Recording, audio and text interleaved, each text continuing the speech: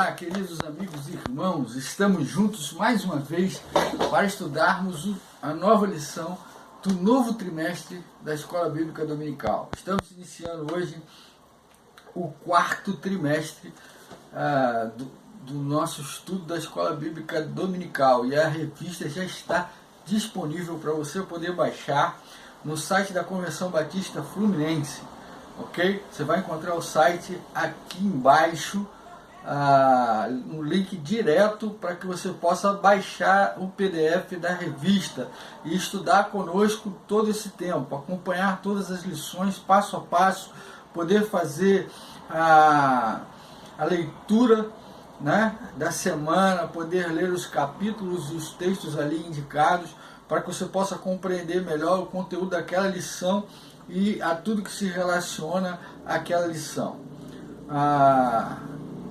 Estudaremos esse semestre uma lição muito interessante, muito importante, que fala da carta de Paulo, a primeira carta de Paulo, do apóstolo Paulo aos Coríntios.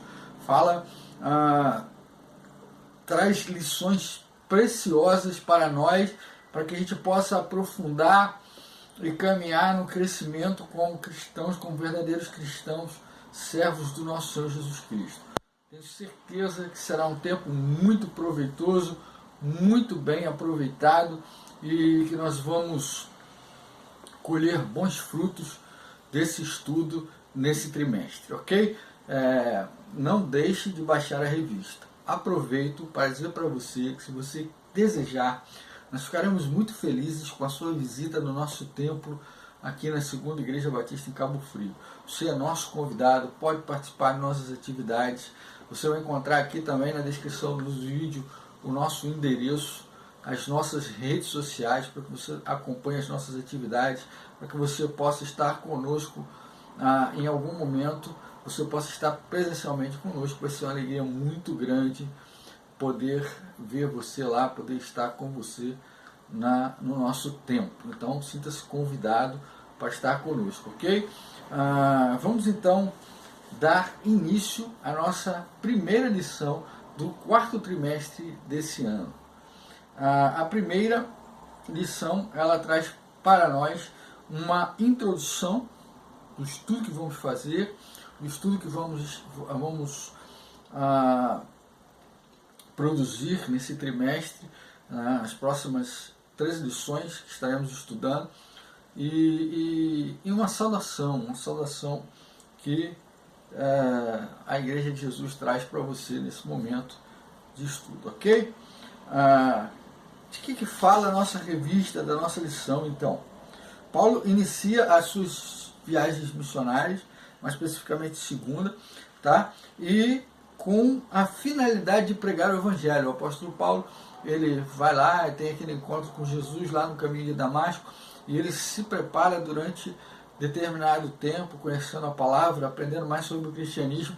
Então ele sai em viagem missionária, e aí começa a sua carreira de pregador do Evangelho. Então Paulo, ele sai em viagem, ele sai pelas cidades vizinhas, pelas circunvizinhanças ali da Europa, e vai pregar ali o Evangelho de Jesus Cristo. O apóstolo Paulo, ele tinha uma característica de organizar as pessoas convertidas, os novos convertidos, em congregações locais, a fim de que não se perdesse, a fim de que o povo se fortificasse, a fim de que o povo amadurecesse espiritualmente e continuasse no estudo da palavra. Paulo os organizava em congregações locais, né? Então, onde ele ia lá e pregava e juntava todo aquele povo lá e criava ali uma congregação para que aquele povo pudesse continuar o estudo, continuar o aprendizado, continuar o seu amadurecimento espiritual. Paulo foi ao mesmo tempo pregador e plantador de igreja. Ao mesmo tempo que ele pregava o Evangelho, organizava as pessoas em congregações, ele fundava igrejas por onde ele passava.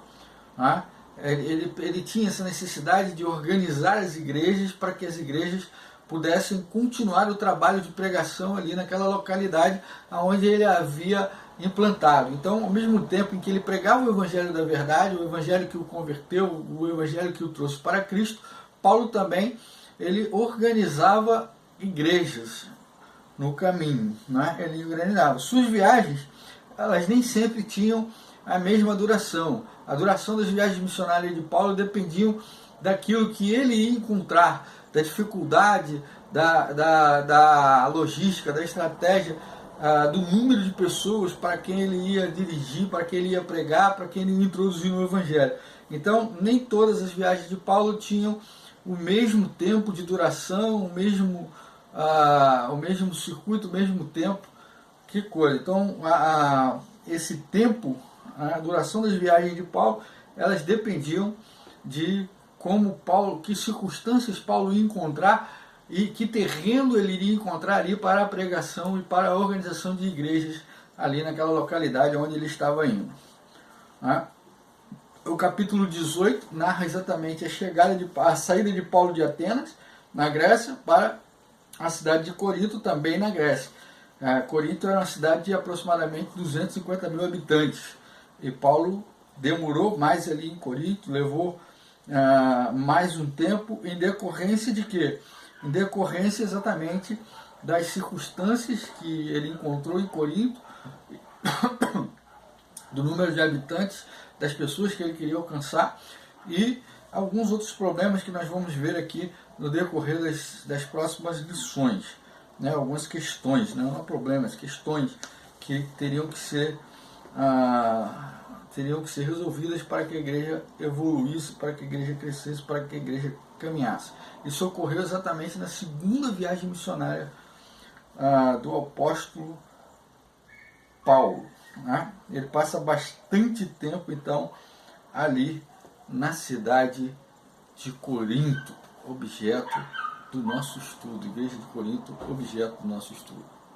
Passamos, então, ao nosso primeiro tópico, que é o quê? 2 conceitos fundamentais. Quais são esses 2 conceitos fundamentais? O primeiro é a palavra apóstolo. A gente precisa entender o que vem a ser a palavra apóstolo. Isso é muito importante na compreensão do texto, é muito importante na compreensão do texto, na compreensão da lição, a gente entender o uso e o significado da palavra apóstolo. Também, nesse momento, para a gente poder entender o contexto em que se baseia, uma vez que estaremos estudando a carta de Paulo à igreja, é também o significado, o que significa, o que vem a ser propriamente uma igreja. Apóstolo, ele é um termo usado inicialmente nos escritos dos gregos, como um adjetivo, como um atributo, alguém que é enviado. Então eu mandei alguém transmitir alguma notícia, eu vou mandar um apóstolo. Então todo aquele que vem em nome de alguém para dar alguma informação, para dar alguma notícia, era um apóstolo, era um enviado. A palavra apóstolo quer dizer enviado, quer dizer veio a mando de alguém para que pudesse trazer alguma informação, para que pudesse trazer ali alguma ideia, alguma notícia para o seu destinatário. Então, o primeiro entendimento era esse. Agora, no entendimento do contexto dos judeus, a palavra apóstolo está ligada a rabino, né? Aos rabinos. Tá? Quem são os rabinos? Os rabinos eram as pessoas comissionadas, pelo sumo sacerdote, geralmente, que visitavam os judeus fora da Palestina. Com que objetivo? Com o objetivo de coletar fundos, coletar dividendos para trazer para o templo de Jerusalém, para a continuidade do templo, para o funcionamento do templo. Então, e para que mais? Ou para supervisionar a vida nessas comunidades, se eles estavam ali respeitando a lei, se eles estavam se comportando de acordo com os ensinos lá da Torá, da lei de Deus, lá do Velho Testamento. Então, o funcionamento estava de acordo, né? Se eles estavam mantendo-se fiéis à lei, os princípios, respeitando as festas, respeitando as abstenções que eles precisavam fazer, respeitando tudo isso. Né? Esse contexto dos judeus foi o que norteou o contexto do uso da palavra apóstolo no Novo Testamento. Apóstolo no Novo Testamento, com o uso dele, ele se distancia da sua origem helênica, né? do uso helênico do termo, que é apenas o enviado, e ele se achega mais, ele se aproxima mais do termo do judeu, no contexto judaico, ou seja, o apóstolo é aquele que é comissionado e enviado por Deus, enviado por Cristo. Tá? Apóstolo aí no Novo Testamento ele tem esse contexto mais próximo da ideia do rabino judeu, ou seja, o apóstolo ele é o enviado de Deus comissionado para uma missão. E não é uma missão temporária, mas uma missão de vida. Então, o apóstolo ali, no caso, era aquele que era comissionado por Deus para uma missão. Né?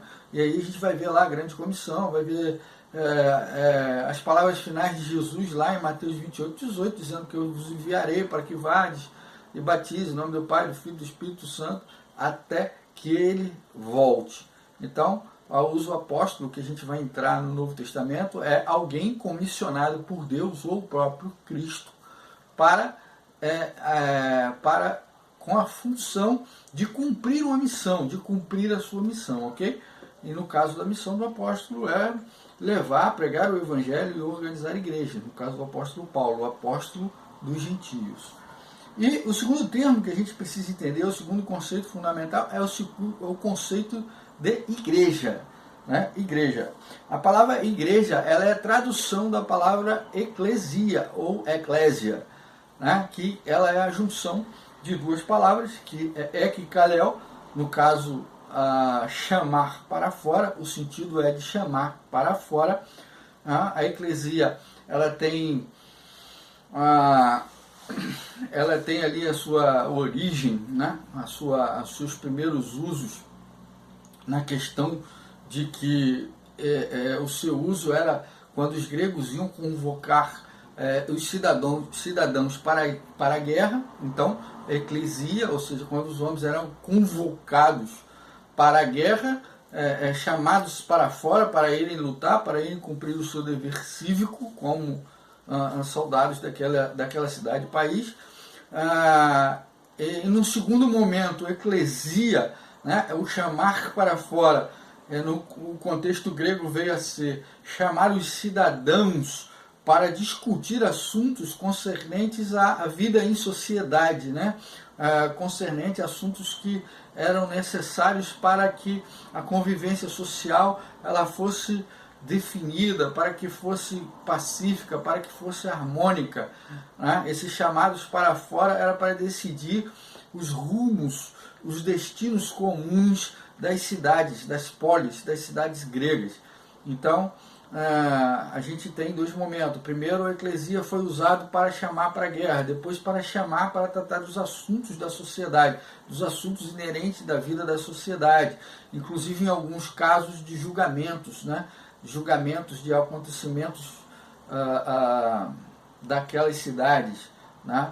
Eram vistos a partir da opinião pública, a partir do voto direto, né, do voto oral daquelas pessoas em assembleia. E no terceiro uso, que é o uso que a gente faz hoje, é a igreja como conjunto de pessoas convertidas a Cristo, ou seja, a igreja, né, a igreja de Jesus. O significado de eclesia, então, ele está mais ligado a ajuntamento de pessoas com a finalidade. No caso da igreja, a igreja de Jesus é um conjunto de pessoas que se reúnem, pessoas convertidas a Cristo, que se reúnem para a adoração, para amadurecimento cristão, para desenvolvimento do reino e da igreja de Jesus Cristo. Então, a igreja é o conjunto de pessoas e não o local aonde essas pessoas se reúnem, ok? A segunda igreja batista são os membros da igreja, pessoas que se converteram a Cristo, que foram batizados mediante confissão de fé e que congregam juntas, né, no templo da igreja. Então, a igreja não é o templo, não são as paredes, não são o prédio, não é a localização aonde essa igreja se reúne, mas são as pessoas, ou seja, o conjunto de pessoas que ali uma vez convertidas a Cristo, batizadas mediante profissão de fé, congregam conjuntamente naquela localidade, naquele tempo. Tá? Então, uma vez entendido o conceito fundamental de apóstolo e igreja, vamos dar prosseguimento aí ao nosso estudo. Entramos então no segundo tópico da nossa lição, que é o quê? O autor e o destinatário de 1 aos Coríntios. O texto ali, base é 1 aos Coríntios 1, de 1 a 3. Paulo começa se denominando, se apresentando como um apóstolo de Cristo pela vontade de Deus, ou seja, ele já está dizendo que ele é alguém comissionado e enviado por Deus, né, por Cristo, na verdade, pela vontade de Deus. Então, Paulo já está se apresentando como um apóstolo, como alguém que se declara enviado, né, que foi comissionado para uma determinada tarefa. E quem comissionou o apóstolo Paulo, segundo a sua apresentação ali, 1 Coríntios de 1 a 3, foi o próprio Cristo, o Messias de Deus, né? O Messias enviado por Deus. Então Paulo está se apresentando como um apóstolo que foi comissionado por Deus para uma determinada tarefa que vai ali. Paulo está indicando que a sua personalidade, que a sua identidade pessoal, ela foi transformada no dia em que se encontrou com Jesus. Ele era uma pessoa e a partir do momento em que ele se encontrou com Jesus, a sua vida foi transformada por esse encontro, foi transformada por esse poder, por esse encontro, por essa relação pessoal estabelecida com o próprio Cristo, com o enviado de Deus. E dessa relação, ele foi chamado para ser discípulo de Cristo Jesus, ou seja, para ser enviado. Ele foi chamado para ser discípulo de Cristo Jesus e enviado para pregar as boas novas do Evangelho. Paulo está ali, a preocupação de Paulo em fazer isso, ela é muito importante porque havia, em alguns casos, contestação da autoridade de Paulo, porque apóstolos eram aqueles que tinham convivido com Jesus, tido uma relação íntima com Jesus durante o tempo do seu ministério terreno.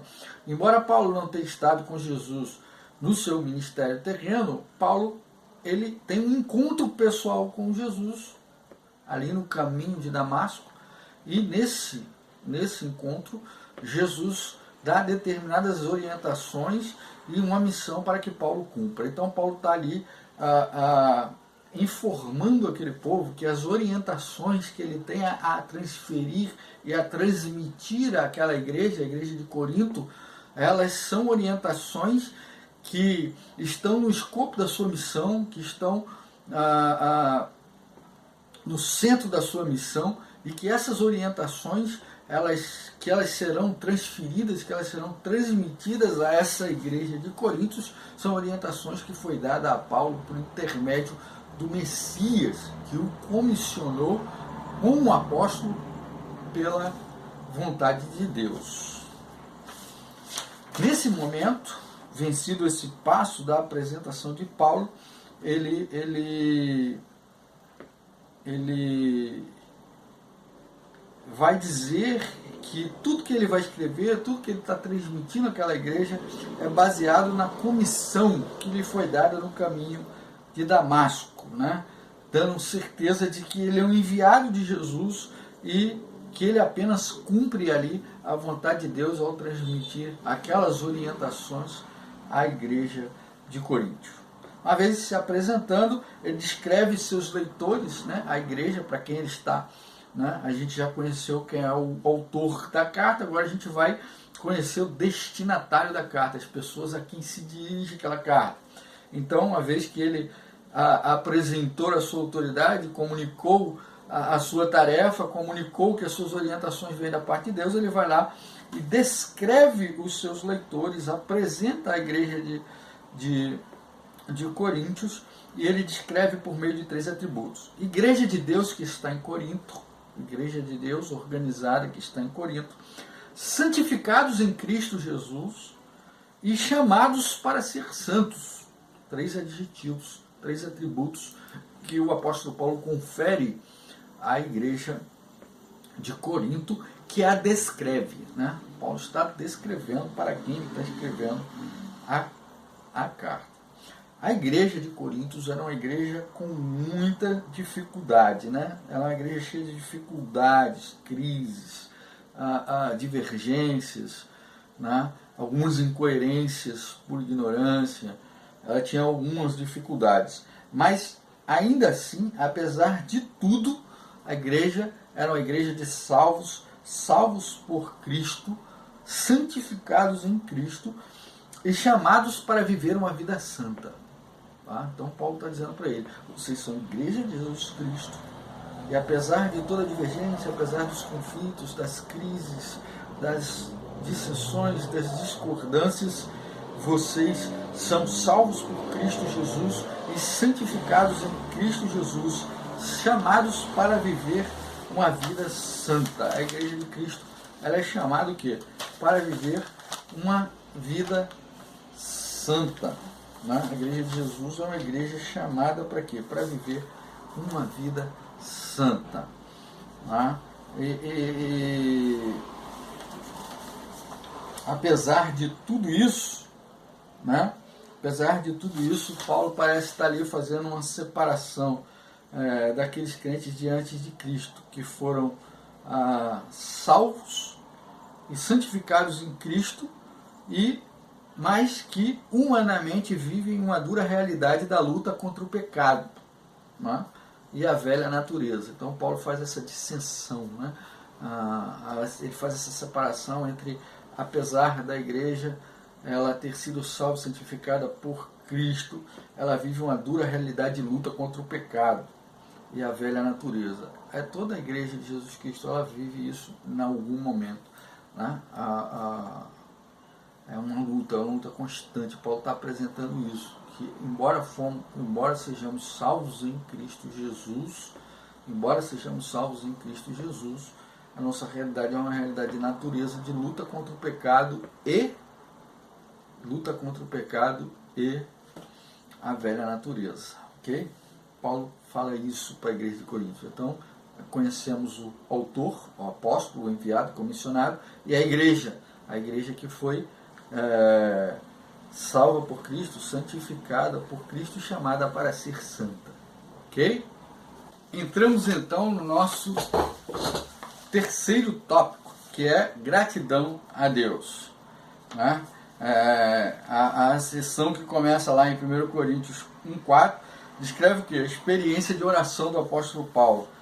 Paulo diz que está sempre orando a Deus pela vida da igreja de Corinto. Paulo está sempre orando por aqueles irmãos, né? Que aqueles crentes, mesmo com dificuldades, mesmo dando trabalho, mesmo sendo intransigentes, são alvos da oração do seu líder, são alvos da oração de Paulo. Ele também está dizendo que é possível que um líder ore por todos os seus liderados, mesmo quando esses liderados dão algum problema, mesmo quando esses liderados têm alguma dificuldade. É papel do líder orar pelos seus liderados. É isso que Paulo está ensinando. Apesar de todos os problemas, apesar de todas as dificuldades, agradeço a Deus por vocês. Agradeço a Deus pela vida de vocês. E oro para que vocês estejam cada vez mais firmes no Senhor, para que vocês estejam centrados cada dia mais na vontade do Senhor, aprendendo mais de Deus, tendo mais conhecimento de Cristo Jesus. Né? Isso é que Paulo apresenta. Ele diz também que esses crentes de Corinto, embora tenham problemas, embora tenham divergências, embora sejam intransigentes em algum momento, esses crentes eles são ricamente abençoados pela graça de Cristo, por meio da palavra e do conhecimento. Sim, porque eles conheceram a Cristo. Cristo foi pregado para eles. Eles transformaram a sua vida a partir do Evangelho de Cristo. Então Paulo está dizendo que vocês são ricamente abençoados, porque vocês são salvos por meio de Cristo Jesus e tem conhecimento da palavra, porque foi pregado de forma plena. Cristo foi pregado de forma plena. É isso que Paulo está dizendo para ele. Vocês conhecem a Cristo, porque Cristo foi pregado no meio de vocês de forma plena.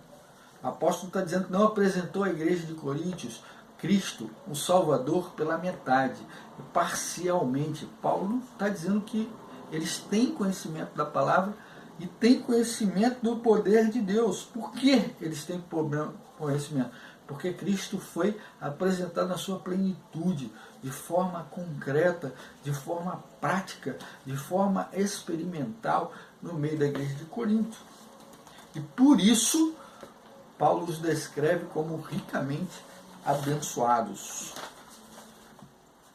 Eles são testemunhas do que Deus pode fazer na vida das pessoas. A mensagem ela não foi apenas pregada, mas eles viram o poder de Deus através dos milagres ali na igreja de Corinto.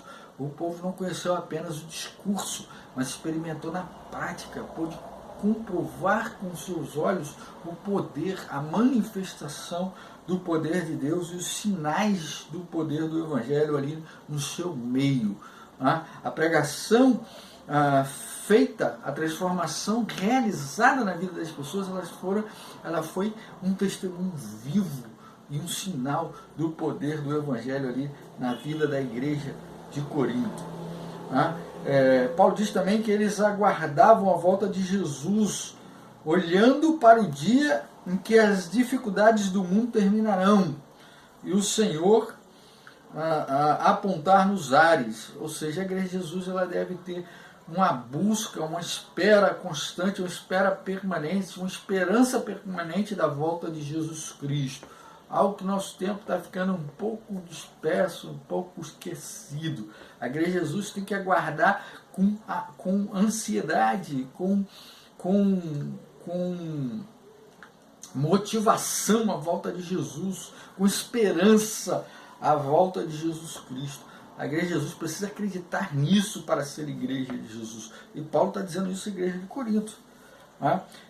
Paulo diz que eles foram justificados por Deus, não há mais condenação para aqueles que estão em Cristo Jesus, ou seja, essa justificação os mantém salvos e irrepreensíveis para o dia do Senhor. Ou seja, os coloca na condição de que quando Jesus voltar, eles estarão com Cristo na glória. Quando Jesus voltar, vai voltar para resgatar aqueles crentes de Corinto, aqueles crentes em Cristo Jesus, e Paulo está agradecendo por isso, porque eles foram justificados, porque eles foram mantidos salvos e irrepreensíveis para a volta de Jesus, que a igreja já esperava, ok? Está dito lá um tópico anterior.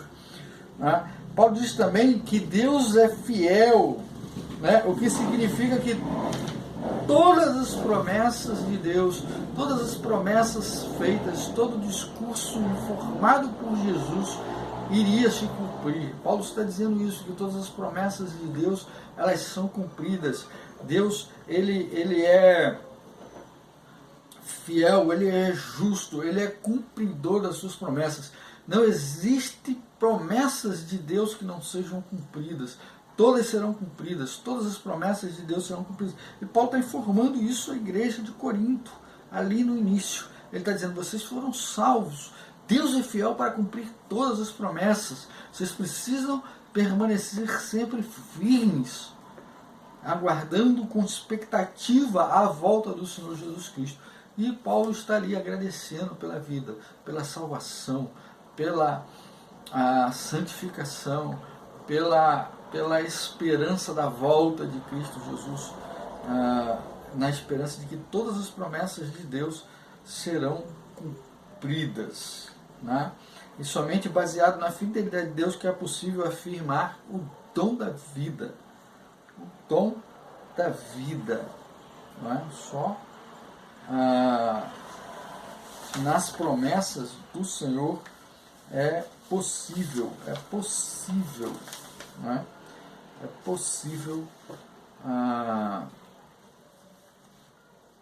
possível afirmar o dom da vida, a salvação. eterna para os salvos, ou seja, ninguém perde a sua salvação. A salvação está em Cristo. E o dom do Espírito, o batismo no Espírito, é o selo do Senhor que nos torna salvos em Cristo Jesus. E uma vez salvos, salvos para sempre. É isso que Paulo está afirmando aqui à igreja de Corinto. Chegamos então à conclusão da nossa lição de número 1 do quarto trimestre de 2023, ok? Qual é a conclusão? Bom, do texto de 4 a 9, Paulo ele faz uma oração, é uma oração que reforça o estado espiritual dos crentes. Ele diz que os crentes da igreja de Coríntios, eles são ricos em Cristo Jesus, eles são abundantes no Espírito, ou seja, eles estão em comunhão constante com o Espírito, e o Espírito age através da vida desses irmãos, desses crentes em Cristo Jesus, de maneira abundante. Ele apresenta o seu alvo para a igreja de Coríntios. Quais são esses alvos? Irrepreensíveis no dia da volta de Jesus, ou seja, eles teriam que amadurecer, eles teriam que crescer espiritualmente, eles teriam que amadurecer espiritualmente, eles teriam que estar cada dia mais maduros, cada dia mais centrados, cada dia mais santos, cada dia mais preparados para quando Jesus voltar. E o outro alvo era o quê? Uma vida de comunhão através de Jesus, ou seja, a igreja tem que estar unida, né? Toda unida, um só corpo. A ideia de corpo vem daí, de união, de estar junto. Eles são membros de um mesmo corpo. A igreja de Cristo, onde Cristo, o próprio Cristo, é o cabeça. Paulo faz essa analogia algumas vezes, né? Ele está dizendo isso, a igreja tem que viver em comunhão através de Jesus. Nós temos que nos amar através de Jesus, nós temos que nos cuidar através de Jesus, nós temos que permanecer unidos, ligados através de Jesus Cristo. Essa é a mensagem ali que Paulo já coloca na introdução. E ele vai dizer nos capítulos posteriores, no texto posterior, ele vai explicar como se dá isso, como que isso é possível, estar repreensível no dia da volta de Jesus e viver em comunhão através do próprio Jesus. Ele vai trabalhar isso nessa carta aos Coríntios, na primeira carta aos Coríntios. Nós vamos conhecer a partir daqui o desenrolar disso, né? Então, o papel desta igreja, o papel da igreja de Coríntios é olhar diariamente para estes alvos. Quais alvos? Estar irrepreensíveis na volta de Jesus e viver em comunhão através da pessoa de nosso Senhor e Salvador Jesus Cristo. E a igreja tem que estar focada nisso. Ela tem que esquecer as outras coisas, ela tem que olhar para isso. Ela tem que ter uma conduta irrepreensível, irreprovável, e ela precisa viver em harmonia, ela precisa viver em crescimento constante, amadurecimento espiritual, unida, forte, solidificada através de Cristo Jesus. Não é? Isso aí é importante. Paulo está querendo deixar isso muito claro, irmãos. Muito claro, meus irmãos. A igreja ela deve focar em amadurecer espiritualmente, se fortalecer espiritualmente, crescer espiritualmente, dar um testemunho digno de servos de Jesus Cristo, estar unida uns aos outros através de Jesus Cristo, através do milagre da cruz, através do sangue de Jesus que nos livra e nos purifica do pecado e nos une, nos torna irmãos, nos torna ligados através desse sangue santo e bendito de Jesus. E aqui o autor coloca que esse deve ser o nosso alvo enquanto Igreja de Jesus Cristo, né? Nós devemos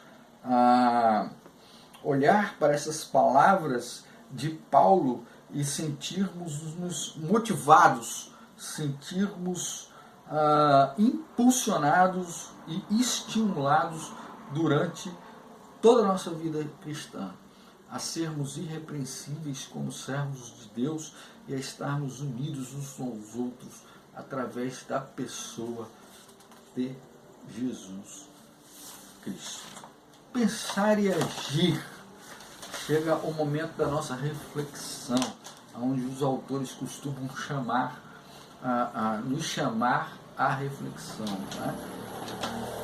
E o que diz o pensar e agir da nossa primeira lição? Diz-nos o seguinte: nos dias atuais, seria possível apontar os ministérios da igreja que exercem a função apostólica de pregar e plantar igreja? O objetivo do autor aqui é aguçar a nossa reflexão se nós estamos cumprindo o objetivo de pregar a palavra aonde a palavra não chegou ou aonde a palavra ainda não é conhecida, e se nós estamos plantando novas igrejas próximas a nós, congregações locais onde a igreja possa se reunir e possa crescer, onde as pessoas possam se converter, transformando-se em membros da Igreja de Jesus Cristo e amadurecendo espiritualmente para que se encontrem irrepreensíveis e em comunhão através de Jesus. Segunda reflexão que o autor nos traz: como relacionar o status espiritual dos crentes como simultaneamente santos e pecadores? A pergunta é um pensamento que nós devemos entender, né? Há uma reflexão que precisa chegar. Como relacionar o status espiritual dos crentes como simultaneamente santos e pecadores? Bom, como fazemos isso? Através da cruz de Jesus Cristo. O que nos torna santos é o chamado para ser santos de Jesus. É a morte de Jesus na cruz, é aceitar Jesus como Senhor e Salvador, é estar em comunhão como Igreja de Jesus através de Jesus Cristo, lutando constantemente, diariamente, contra o nosso pecado e a nossa velha natureza pecaminosa. Dessa forma que vamos relacionar, porque apesar de pecadores, somos pecadores regenerados, pecadores santificados em Cristo Jesus. É isso que nos torna santos, é isso que nos torna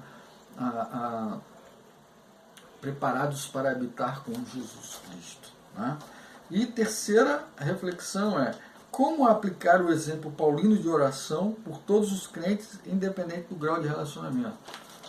O que é? Devemos orar pela Igreja de Jesus. Não pelas pessoas próximas, com quem temos mais afinidades, mas por toda a Igreja, independente das nossas relações de afinidade. Né? Isso vale para os líderes de ministério, para os pastores, para os professores de escola dominical, para os irmãos em Cristo de maneira geral. Nós devemos orar por toda a igreja, por todos os irmãos, devemos agradecer a Jesus por cada vida que alcança a salvação através de Cristo Jesus. É dessa forma que nós devemos agir. Ok? Muito obrigado pela sua atenção, muito obrigado pelo seu tempo. É uma alegria poder estar aqui compartilhando a palavra de Deus para você. Se você tem sido abençoado, curte aqui a nossa lição, compartilha com seus amigos, tá bom? Desde já eu agradeço o seu tempo, a sua paciência, né? e desejo que Deus os abençoe, que Deus abençoe a sua casa, Deus abençoe a sua família. Você tem uma semana abençoada em nome de Jesus. E nos vemos no próximo domingo, com a graça de Deus, com mais uma lição importante para o nosso amadurecimento espiritual. Deus te abençoe.